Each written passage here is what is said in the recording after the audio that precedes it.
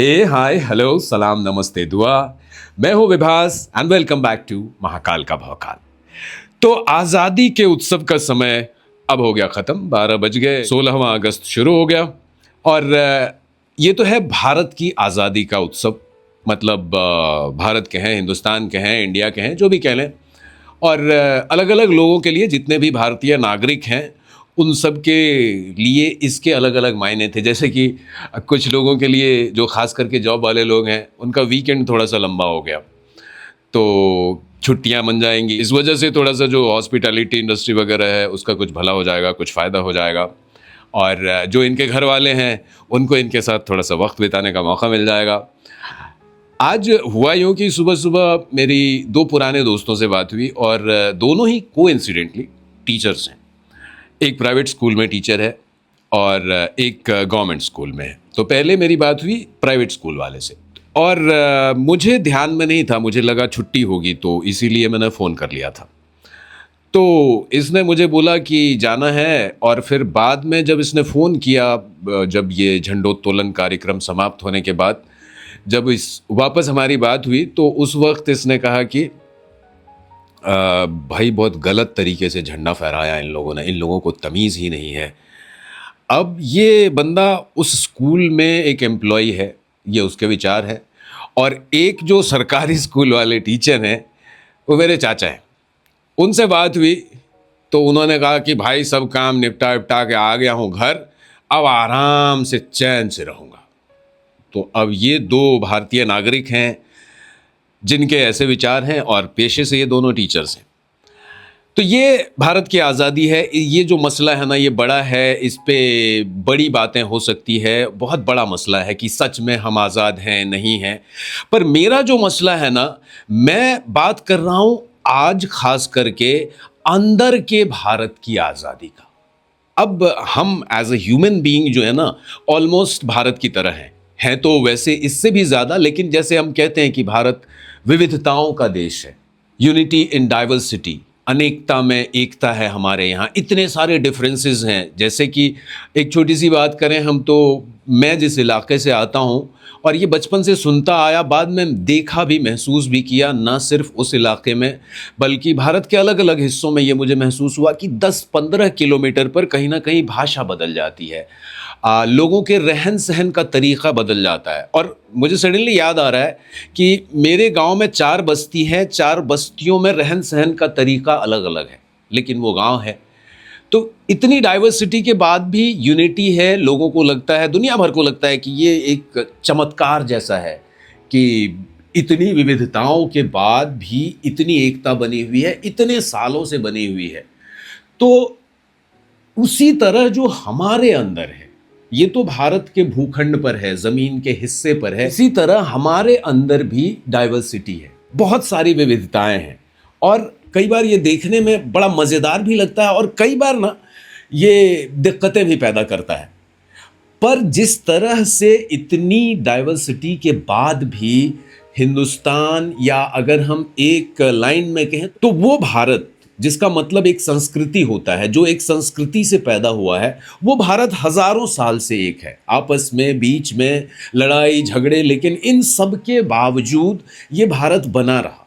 और उसी का नतीजा था कि 150-200 साल की गुलामी के बाद भी लड़ के, बहुत बड़ी बड़ी कुर्बानियों के बाद फाइनली देश आज़ाद हो गया। उसी तरह ये जो अंदर का भारत है, अगर इसको भी समेटा जाए, इसे भी समझा जाए कि ये सब मिल के एक यूनिट है, एक मशीन है। जैसे कि अगर हम थोड़ा सा और एक्सप्लेन करने की कोशिश करें, थोड़ा सा मैं ऐसे कहूँ कि अंदर के भारत का मतलब क्या है, तो अंदर, हमारे अंदर बहुत सारी भावनाएं हैं।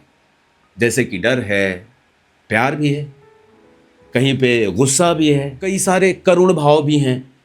तो जैसे अभिनय के हिसाब से कहा जाता है, जो भी एक्टिंग के क्षेत्र में, कि 9 रस हैं बेसिकली।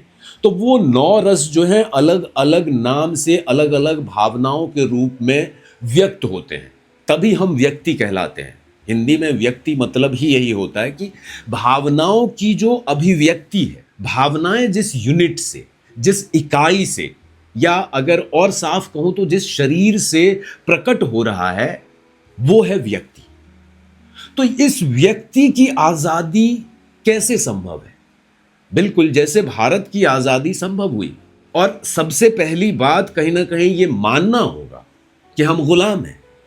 भारत के जो कुछ प्रभावशाली लोग थे आज से 200-250 साल पहले, या जब पहली क्रांति हुई थी 1857 में, तो उस वक्त जो बड़े बड़े लोग थे उनको पहले तो लगा कि हाँ हम गुलाम हैं। उससे पहले एहसास ही नहीं था कि हम गुलाम हैं, वो मानने को तैयार ही नहीं थे। जिंदगी के मौज मजे थे तो उनको लग रहा था बस ठीक है, क्या होता है गुलामी।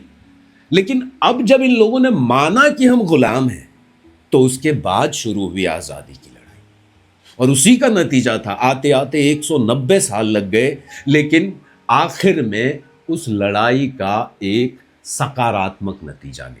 उसका नतीजा निकला आज का भारत जो चल रहा है, बढ़ रहा है। तो यही जो मैकेनिज्म है, यही जो मेथड है, you got to apply for yourself. और यहां पर डॉक्टर भी आप हैं, पेशेंट भी आप हैं। तो पहले आपको डॉक्टर बन के खुद का ही आकलन करना होता है। और ये जो भावनाएं हैं जो अलग अलग मात्रा में आपके अंदर से प्रवाहित होती हैं, जिसकी वजह से आपकी जिंदगी के सारे एक्शंस हो रहे हैं, सारी जो क्रियाएं हैं वो कहीं और से संचालित हो रही हैं। वो संचालित हो रही हैं आपकी भावनाओं से, और आपको भावनाओं की खबर ही नहीं है कि ये कैसे बन रही है, कैसे आगे बढ़ के आपके अंदर से निकल जा रही है। देखा होगा आप अगर थोड़ा सा ध्यान देंगे, हमें कई बार गुस्सा आता है, फिर पछतावा भी होता है। अब ये क्या है? अगर सच में मुझे गुस्सा ही आया था तो पछतावा क्यों हो रहा है? और अगर सच में मुझे पछतावा हो रहा है तो आगे मुझे गुस्सा नहीं करना चाहिए, लेकिन ऐसा नहीं होता, मैं फिर गुस्सा करता हूं। तो ये है भावनाओं का असंतुलित बहाव। तो ये जो असंतुलित बहाव है, अगर इसकी प्रक्रिया को समझ लें, जैसे मैंने कहा पहले मानना होगा कि हम गुलाम हैं, उसके बाद ही तो लड़ाई शुरू होगी। तो पहले इसको समझ लेना होगा कि कहां कहां मामला फंसा हुआ है, कहां वो नॉट्स हैं, कहां वो गांठें हैं जो आपको रोक रही हैं। और एक बार आपने उन गांठों को देख लिया, मामला समझ में आ गया भैया, बात पकड़ में आ गई। अब total matter in your hand. तो ये जो बात है, भारत की आज़ादी की बात चलती रहेगी और हजारों लाखों सालों तक शायद हम मनाते रहेंगे ये आज़ादी का उत्सव। लेकिन मनुष्य का जीवन इतना लंबा नहीं है, छोटी सी जिंदगी है, 60 साल 70 साल 80 साल के लोग तो आजकल कम ही होते हैं। थोड़ा सा आश्चर्य लगता है हमें कि 80 साल तक जी गया, 90 साल तक आदमी जिंदा है, फिट है, चल घूम रहा है, बहुत बड़ी बात है। एक समय में ऐसा नहीं था। एक समय में 100-125 साल की जो उम्र थी वो नॉर्मल मानी जाती थी। तो ये जो चीज़ है, ये अगर हम समझ लें, अंदर की जो विविधता है अगर उसको समझ लें, तो हम उसे एक ऑर्डर में ला देंगे। जैसे भारत एक ऑर्डर में आ गया, एक तरफ आसाम भी भारत का हिस्सा है, तो एक तरफ महाराष्ट्र भी भारत का ही हिस्सा है। उसी तरह साउथ चले जाइए, वहाँ के लोग बिल्कुल अलग दिखते हैं, खाना पीना रहन सहन सब अलग अलग, लेकिन है भारतीय। तो यही जो हमारे अंदर की सारी भावनाएं हैं वो हैं हम ही, लेकिन वो है असंतुलित। और यही जो असंतुलन है, एक बार बात समझ में आ जाए फिर चलाना आ जाएगा, और एक बार चलाना आ गया तो सब ठीक हो जाएगा। तो मामले को और ज़्यादा सीरियस नहीं बनाते हुए इसको यहीं पे रोकता हूँ। अगर जो भी आपने बातें सुनी उसमें से कहीं कुछ आपके मन में सवाल हो तो कमेंट कीजिए, I will definitely reply. Till then अपना ख्याल रखिए, और हाँ, उंगलियां और दिमाग ठीक से इस्तेमाल कीजिए। Thank you.